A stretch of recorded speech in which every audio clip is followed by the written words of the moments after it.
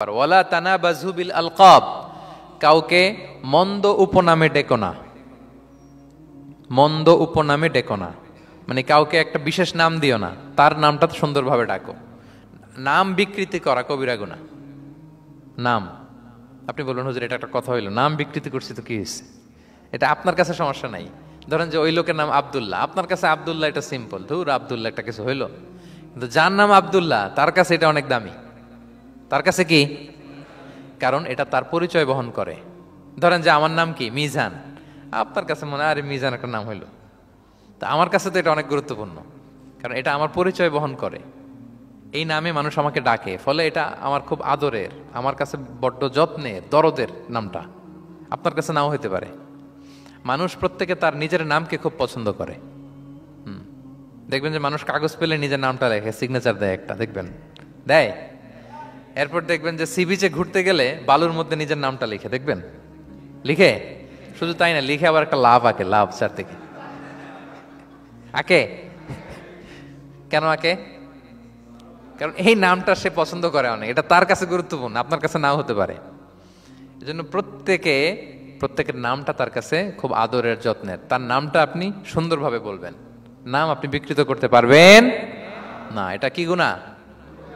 সগীরা কবিরা গুনাহ। এটা আমরা সমাজে করি, নাম বিকৃত করি না। নাম বিকৃত করা যাবে না। ওয়ালা তানাবাযু বিল আলকাব, মন্দ নামে ডেকো না। আমাদের সমাজে এটা আছে। দেখবেন যে বাবা মা সুন্দর নাম রেখেছে আবু বকর, ওকে ডাকে বকইরা, আছে না এরকম? তারপর নাম রেখেছে ধরেন আব্দুল কুদ্দুস, ওকে ডাকে। নাম রেখেছে আব্দুল ওয়াক্কাস, ওকে ডাকে। এই বিকৃতি আপনি করতে পারবেন? কারণ কিয়ামতের দিন আপনার নাম ধরে, আপনার বাবার নাম ধরে ডাকা হবে। তুদআউনা ইয়াউমাল কিয়ামাতি বিআসমাইকুম ওয়া আসমাই আবাইকুম। কিয়ামতের দিন তোমার নাম, তোমার বাবার নাম, যখন আপনাকে ডাকবে ফেরেশতারা, আপনার নাম এবং আপনার বাবার নাম ধরে ডাকা হবে।